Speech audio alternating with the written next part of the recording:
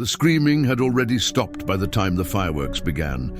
Lena stood barefoot on the freezing balcony, blood on her wrist, clutching a shattered wine glass, while cheers erupted across the city sky behind her. It was New Year's Eve. But inside apartment 3B, everything had already ended. She didn't remember how she got to the balcony, only that there was a note on the kitchen table, her name scribbled in thick red marker. One line, "I warned you, now watch the year burn." The clock struck midnight. Fireworks boomed. Somewhere below, people screamed, not from celebration.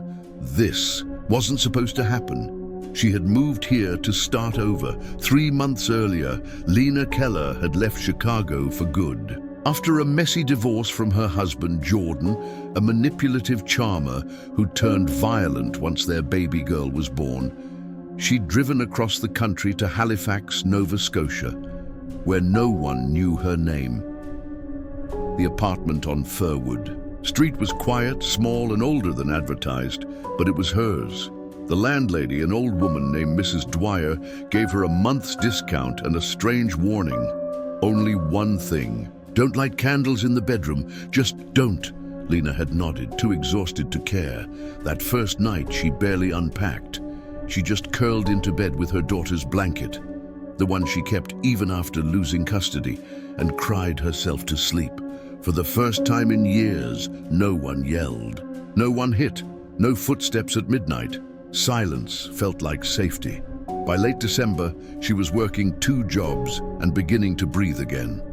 She made polite conversation with neighbors. She even started replying to a guy named Ben from the bookstore. Sweet, soft-spoken into true crime podcasts and herbal tea. On December 30th, he asked her out. "Nothing fancy," he'd said, "just coffee and fireworks." Lena hesitated, then surprised herself by saying yes. That night, the night before New Year's Eve, strange things began happening in her apartment. She came home to find the hallway light swinging violently, as if someone had just run past. Her bedroom mirror was fogged up even though she hadn't showered, and on the wall behind her bed, someone had scratched something into the paint. Just 2 words. Not alone. Lena didn't scream. She didn't call the police. She just stared, heart thudding, then calmly painted over the words with leftover primer. She'd been through worse. Hallucinations, paranoia, PTSD. It was probably just stress. Probably. On New Year's Eve, she got a text from Ben around 6 p.m. Ben, "Hey you, still on for tonight? Want me to pick you up?" She smiled, but didn't reply because something had changed in the apartment. This air was colder than outside, and the hallway light wouldn't stop flickering. Every time she turned her back, she swore she heard whispering in the bedroom, a sound like someone standing just out of view. By 8 p.m., the entire apartment smelled faintly of smoke. She checked every outlet. Nothing. The oven wasn't on. The heaters were unplugged. Her phone buzzed again. Ben, "Hey, I'm here, 3B, right?" Lena froze. She never gave him her address. Her heart leapt into her throat. She called his number. It rang once, twice, then answered. "Don't open the door," said a voice, not Ben's, deeper, colder, familiar. Then silence. The knock came a moment later. 3 slow knocks. Not hurried, not polite, just deliberate. She didn't move. "Lena?" A voice called. It sounded like Ben, but not quite. "Lena, it's cold. Let me in." She backed away from the door. A second later, another knock. This time from inside the apartment, her bedroom door. She screamed, panicked. She grabbed her coat and ran toward the balcony. As she did, the power in the apartment cut out. Everything went black. The only light was from the city's fireworks outside, beginning their early pre-midnight bursts. She reached the balcony, breathing hard, and saw something move inside the living room behind her. A figure. Not Ben. Something tall, wearing black, holding something, then a flicker of flame. He lit a match, dropped it onto her rug. Lena grabbed the balcony rail and screamed for help, but the city was too loud, no one could hear her. She looked over the edge. 3 floors down. Not fatal, but close. Inside, smoke rose quickly. The thing, the man, the shadows had vanished again. But on her kitchen table, flames licking at the edges, was the note. "I warned you, now watch the year burn." She leapt, not from the balcony, but through the sliding glass door, back into the burning room, to grab her phone from the kitchen. She didn't care about the fire. She wanted answers. She dialed Ben again, no answer. She dialed her old number, her ex-husband's number, Jordan Keller, still active, still under his name. It rang. Someone picked up, but they didn't speak. She did.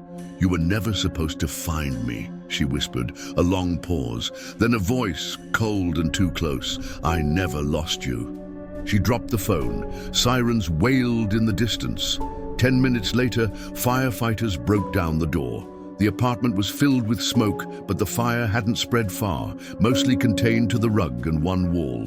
No one else was inside. No shadow, no man, just her and the note and the chilling discovery they made while inspecting the smoke detector. It had been ripped out.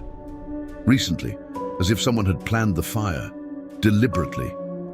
In the hospital later that night, Lena finally got a text from Ben. "Hey, super sorry. I lost my phone. Just got it back. Still up for fireworks?" She blinked. She sent one word. "Where are you?" He replied instantly. "Still in Ontario visiting family." "Why?" She stared at the screen. She had never given him her address. That night, Lena checked into a motel under a fake name.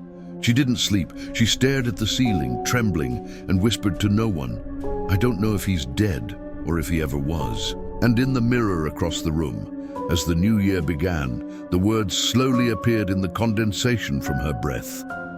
"Not alone." Lena hadn't slept in 48 hours. The cheap motel room stank of bleach and cigarette smoke. Her phone sat across. The room on the floor, powered off because she couldn't stand to hear it ring anymore. Not after that night. Not after Jordan's voice whispered through the line, "I never lost you." Her hands still trembled whenever she remembered the fire, the burning note, the words on the mirror, "Not alone." It couldn't be him. It just couldn't. Jordan was dead. She had read the article herself. Jordan Keller killed in highway. Crash, 2 dead, no survivors. And yet, the voice was his. Not a memory, not a ghost. Real. Lena's throat tightened. If he was alive, it meant one thing. He faked his death. And now he'd found her. She left the motel before dawn. She couldn't stay in Halifax, not after what happened in Furwood Street. She packed what little she had in a duffel and took a bus toward New Brunswick. No plan, just away, somewhere she could breathe.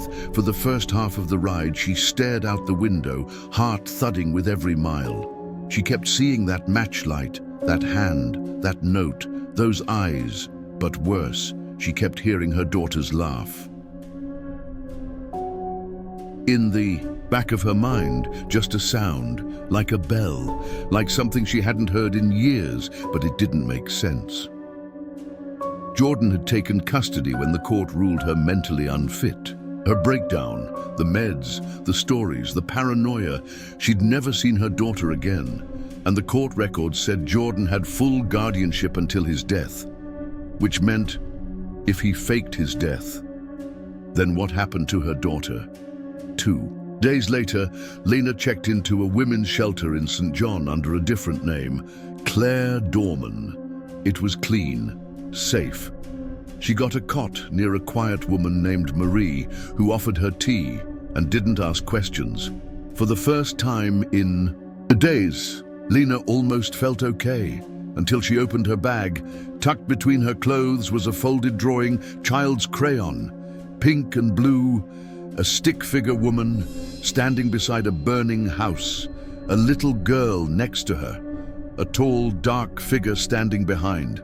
Them, red eyes scratched in with heavy ink, no name, no message, just a drawing. She didn't put it there, her fingers trembled. She turned it over. One word was written in the corner: run. That night, Lena waited until everyone was asleep. Then she crept into the common area and borrowed the shelter's community phone. She called a number she hadn't dialed in years. Detective Simon Briggs, Chicago PD. The one person who believed her back when Jordan's abuse first came to light. He answered on the second ring. Briggs. She froze, then whispered, "It's me, Lena Keller." A long pause, then, "Jesus Christ, Lena, where the hell have you been?"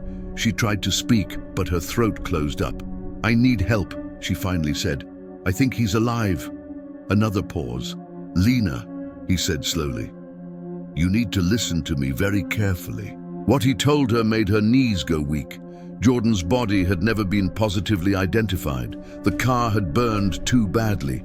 The coroner had used dental records from an outdated file, and even that had been rushed. But here was the real twist.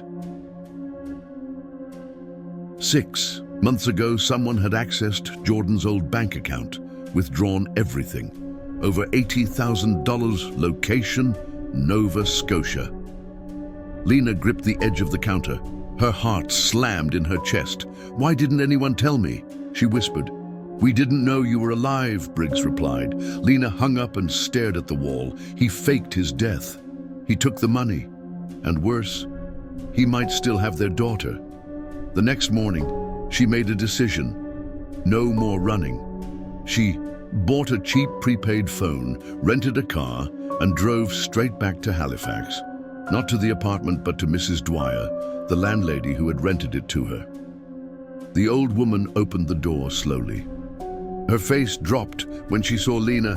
"You shouldn't have come back," she whispered. Lena pushed inside. "You knew," she said, voice shaking. "You knew something was wrong with that apartment." Mrs. Dwyer sat down at the kitchen table, lips trembling. "That apartment's cursed," she said softly. "Every woman who's lived in 3B has disappeared." Lena blinked. "What?" 3 in the last 4 years. First it was Danielle, then Hira, then some girl named Alyssa, all single women, all running from someone. Where did they go? No one knows. Lena's blood ran cold. "You rented it to me anyway. I thought it was over," she whispered. "I thought he was gone. He hadn't been back in months." "Who?" Mrs. Dwyer looked her dead in the eyes. "The man in the hood." That night, Lena did something reckless. She returned to apartment 3B, not to live, but to lure him out. She left the lights off. She set her phone to record and placed it on the kitchen counter. Then she sat in the dark, waiting.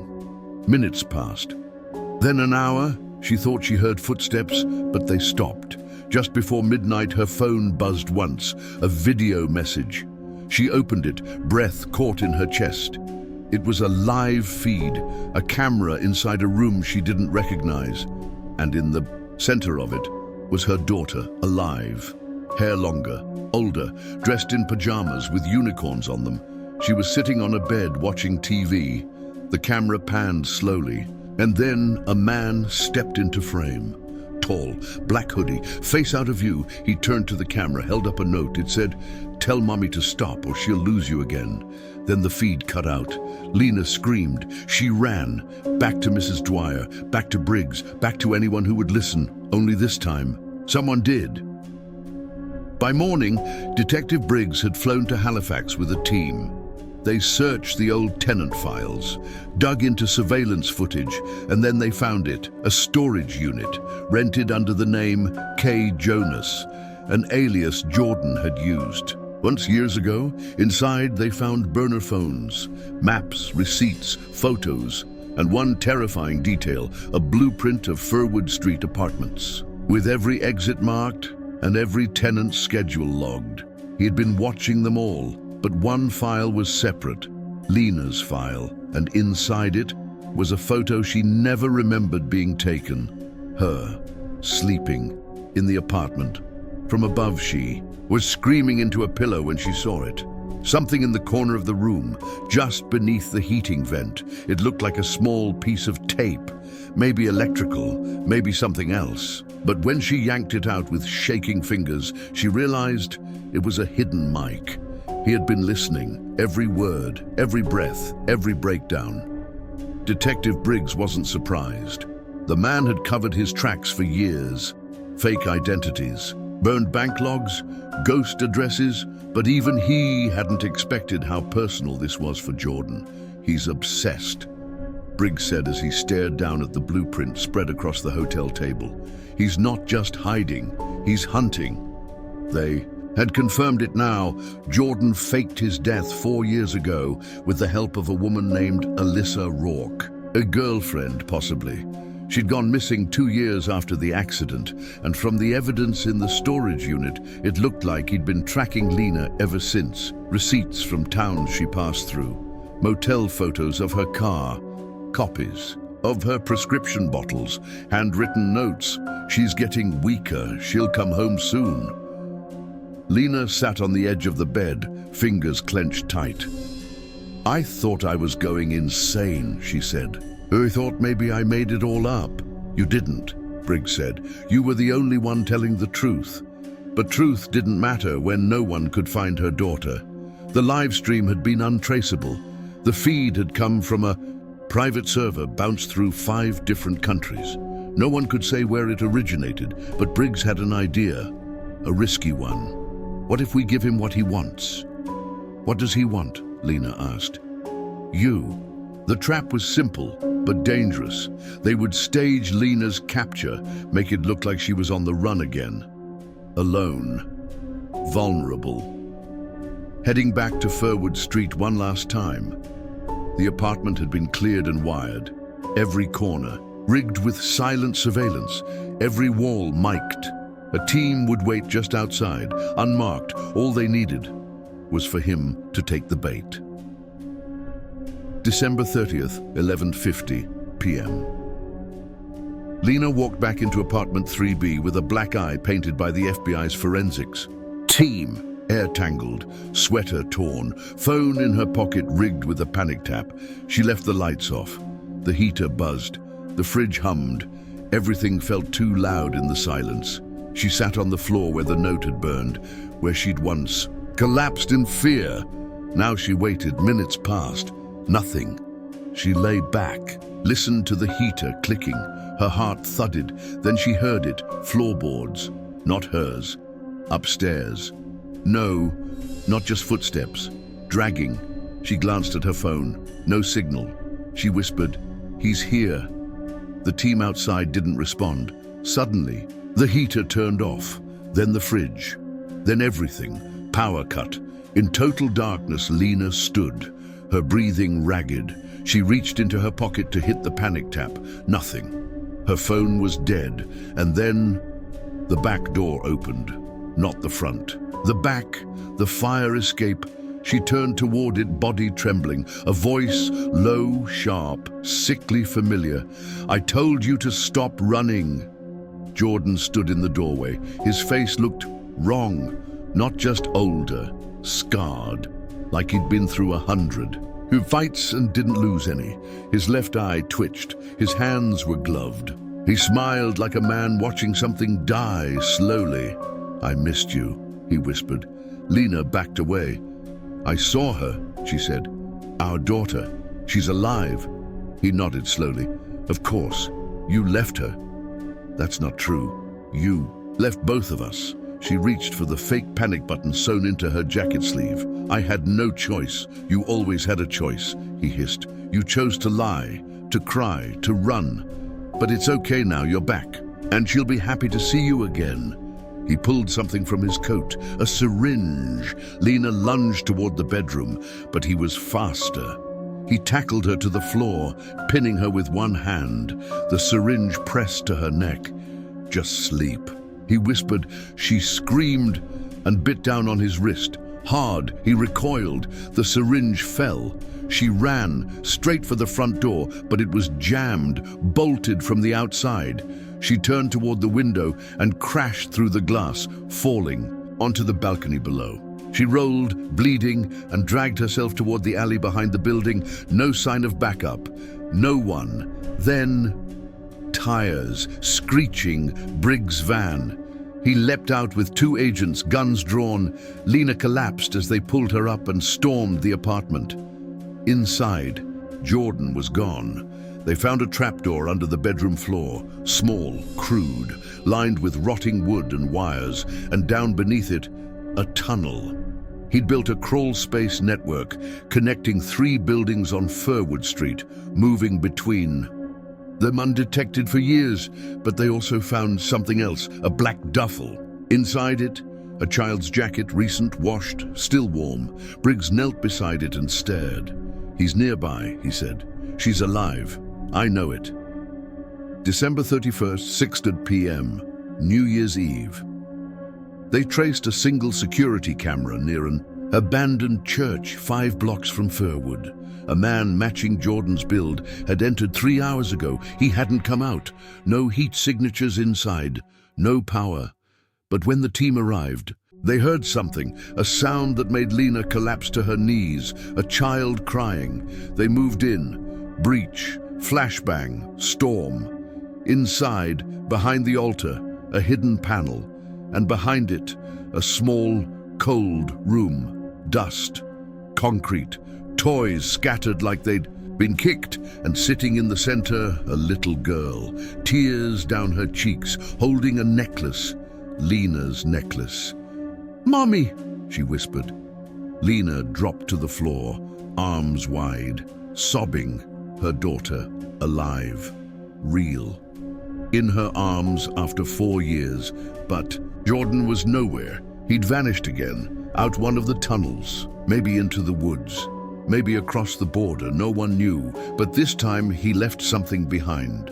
Pinned to the girl's coat was a note, written in red marker, no signature, just one line. "Next time I won't be so generous."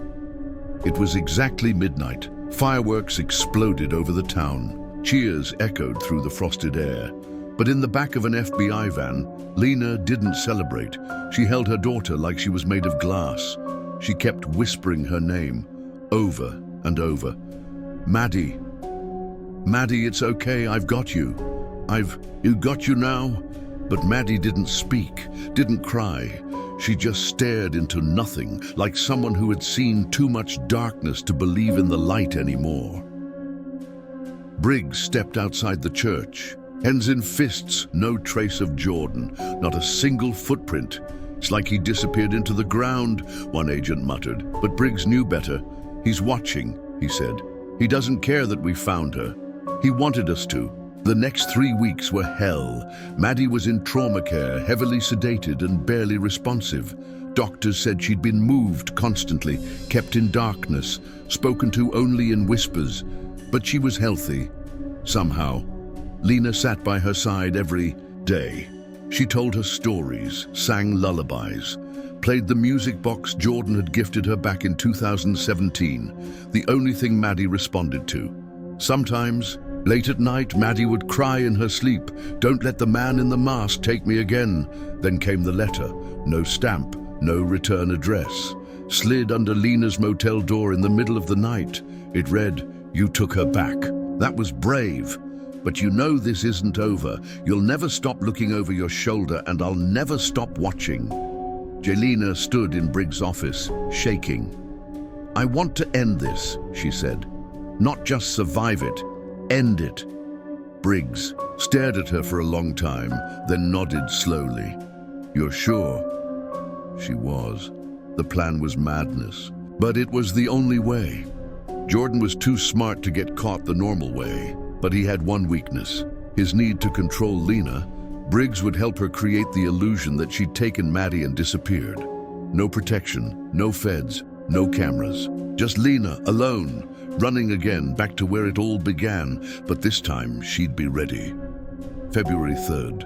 Lena arrived at the old family cabin in Maple Ridge. Off-grid, no cell towers, no nearby towns, just forest, just the place Jordan had taken her once. When they were first married, when he still pretended to be normal. She brought Maddie and a box of evidence, old photos, letters, torn parts of the baby book they once made.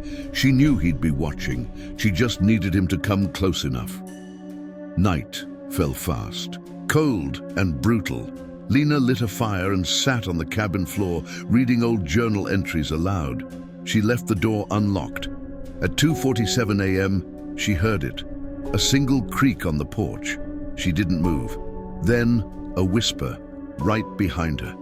"Do you remember the lake behind this place, where I kissed you for the first time?" She stood slowly and turned, and there he was, older, wilder, wearing a heavy coat, boots and gloves. His face sunken, twisted, but still somehow the man she once loved. "Where's Maddie?" he asked.